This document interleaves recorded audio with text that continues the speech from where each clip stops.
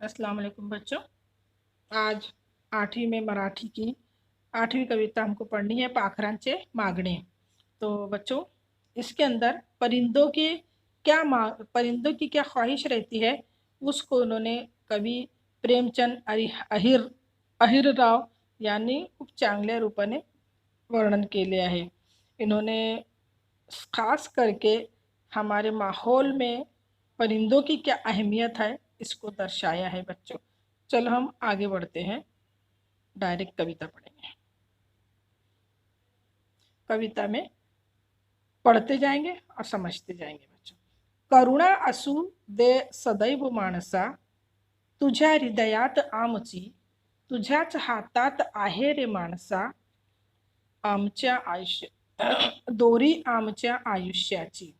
करुणा असू दे सदैव माणसा, तुझ्या हृदयात आमची, तुझ्याच हातात आहे रे माणसा, दोरी आमच्या आयुष्याची।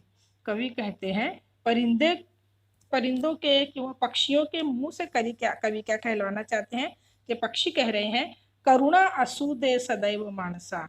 मानसा है इंसान, है आदमी, तू करुणा असू दे, अपने मन में हमेशा करुणा रख, दया रख हमारे लिए।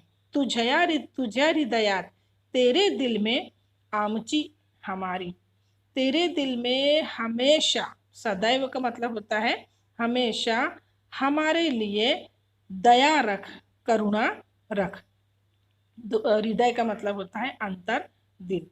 तुझ्याच हातात आहे रे माणसा, दोरा आमच्या आयुष्याची।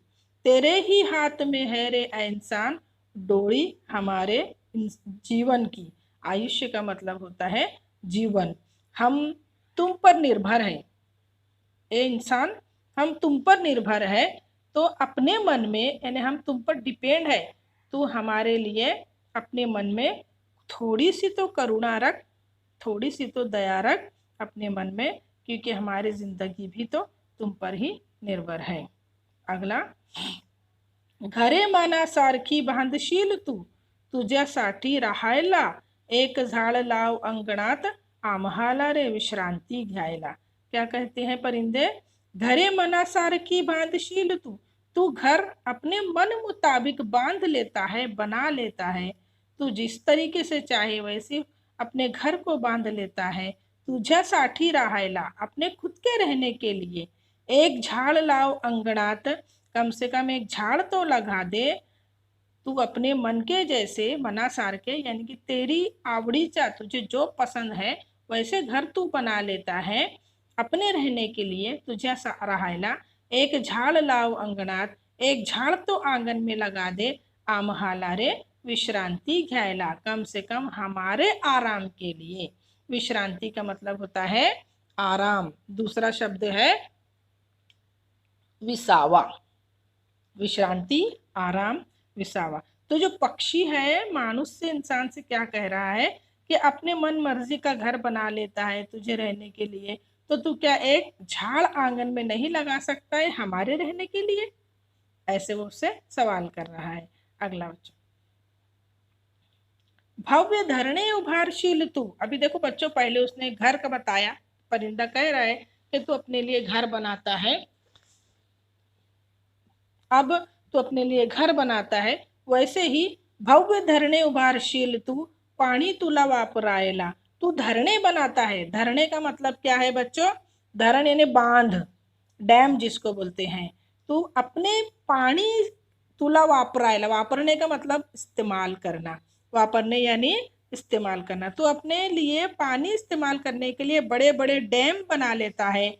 ठेव छतावर ही थोड़े पानी, थोड़ा सा पानी अपने छत पर भी रख दे, आम्हाला रे प्यायला, हमको पीने को कम से कम छत पर तू पानी रख दे। इस तरीके से माणसाला पक्षी, पाखरे अनेक प्रकारचे मागणी करत आहेत। क्या बोलता है पक्षी? बहुत सारी बातें बोलता है। यहाँ पर इस लाइन में क्या कहा है? भव्य धरणे उभारशील तू, तू इतने बड़े बड़े धरण, भव्य मतलब मोटे, इतने धरण बड़े बड़े, इतने डैम तो बना लेता है सिर्फ पानी वापरायला, पानी इस्तेमाल करने के लिए तुझे। ठेव छतावर थोड़े से पानी, तो थोड़ा सा छत पे पानी रख दे, आम्हाला रे प्याला, हमको पीने के लिए। तो यहाँ पर देखो बच्चों शब्द के मीनिंग आए हैं। भव यानी मोटा, धरण यानी बांध यानी कि डैम, उभारशील यानी बांधशील यानी कि बनाता है या बनाएगा। अगला, फुलांची बाग फुलवशील तू, चिमुकल्यांना खेळायला। फुलांची बाग फुलवशील तू, चिमुकल्यांना खेळायला। वृक्षवेली सजव कमानी, आम्हाला रे झुलायला। कवि को जो है परिंदा जो है पक्षी मानुष को क्या कहता है कि फुलांची बाग फुलवशील तू फूलों के बाग बना लेता है, फूलों के बाग लगाता है। चिमुकल्यांना खेळायला, अपने छोटे छोटे बच्चों को खेलने के लिए। मुला बाळ यानी छोटे छोटे बच्चे, बाल बच्चों को खेलने के लिए तो फूलों के बाग बनाता है। वृक्ष वेलीनी सजव कमानी, तो तू वृक्ष पर, झाड़ों पर वेल लगा ले। वेल का मतलब होता है बेलें। तो तू एक बेल भी लगा, झाड़ भी लगा, या बगीचे में तू बेलें सजा दे, उसकी कमानी बना दे। आम्हाला रे झुलायला, ताकि हम भी उस पर झूला झूल सके। तू बागें बनाता है, तू घर बनाता है, तू डैम बनाता है, सब कुछ अपने लिए, कम से कम हमारे लिए भी तो कुछ कर। ऐसे जो पाखरे हैं, पक्षी है जो, वो मानुष से बात कर रहे हैं। तो इस लाइन में क्या कहा उसने कि तू फूलों के बाग बनाता है अपने बच्चों को खेलने के लिए। चिमुकल्यांना खेळायला, तो वृक्ष वेली नी सजव कमानी, तो उस बाग में झाड़ों पर, बेलों पर तू कमानी भी बना दे। आम्हाला रे झुलायला, ताकि हम उस पर झूल सके, हमारे झूलने के लिए। चलो बच्चों आगे बढ़ते हैं। कर्कश गाणी ऐकशील तू, मनोरंजन करायला। तू कर्कश गाने सुनता है। कर्कश गाने, ये परिंदा बता रहा है, बोल रहा है हमसे, यानी हम इंसानों से, कि तू इतने कर्कश मतलब खराब खराब आवाज में, सख्त आवाज जिसको कहेंगे, उसको कर्कश आवाज, सख्त आवाज में तू गाने सुनता है। जैसे कुछ गाने जो है अलग अलग आवाज में गाने सुनता है। किस लिए सुनता है? मनोरंजन करायला, सिर्फ अपने एंटरटेनमेंट के लिए, अपनी दिलचस्पी के लिए तू गाने सुनता है। आनंद आमचा जपून ठेव, तू हमारी खुशी को भी तो संभाल के रख। हम आम्हाला रे किलबिलायला, तू हमारी खुशी को भी, आनंद का मतलब होता है खुशी, जपने मतलब संभालना, तू हमारी खुशी को भी संभाल ले। किलबिलायला, किलबिलाना मतलब जो बच्चों देखो जो इसकी आवाज रहती है, परिंदों की आवाज, उसको किलबिल कहते हैं। तो जो हम किलबिल करते हैं बच्चों, वो बता रहा है कि जो हम किलबिल करते हैं उस आवाज को भी तो तू संभाल के रख, कि तू सिर्फ कर्कश गाने ही सुनेगा, मोटी मोटी आवाज के, जो खराब खराब आवाज के वो गाने तुझे अच्छे लगते हैं, और जो हमारी किलबिलाहट है वो अच्छी नहीं लगती। तो इसको तू संभाल के रख। जपून मतलब संभाल के रख।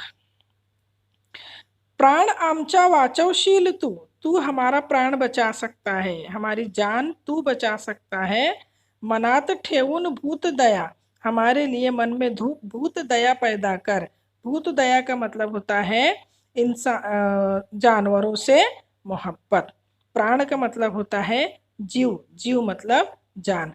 प्राण आमचा वाचवशील तू, तू हमारी जान बचा सकता है। मनात ठेवून भूत दया, अपने मन में भूत दया लाकर, अपने मन में मोहब्बत लाकर। नाही तर येतील अश्रू डोळ्यात, नहीं तो आंखों में आंसू आ जाएंगे। आम्हाला रे पाहायला, एक दिन एक वक्त ऐसा आएगा कि हम नहीं रहेंगे इस माहौल में, तो हमको देखने को तू तरस जाएगा और तेरी आंखों में आंसू आएंगे। इतना सही कहा है बच्चों ये परिंदा, कि तू एक दिन कहीं ऐसा ना हो कि हम माहौल में कहीं नहीं देखे और हमें कहीं नहीं दिखे, और हमें देखने के लिए तू तरस जाएगा, तो तेरी आंखों में आंसू आ जाएंगे। तो इस तरीके से अपने लिए, हमारे लिए अपने मन में भूत दया रख, ऐसे जो परिंदा है से कह रहा है। तो बच्चों ये कविता उम्मीद करती हूँ समझ में आई होगी। इसकी एक्टिविटी दी गई थी, आप उसे तुम लिख लेना और कविता को भी समझ लेना। अल्लाह हाफिज़।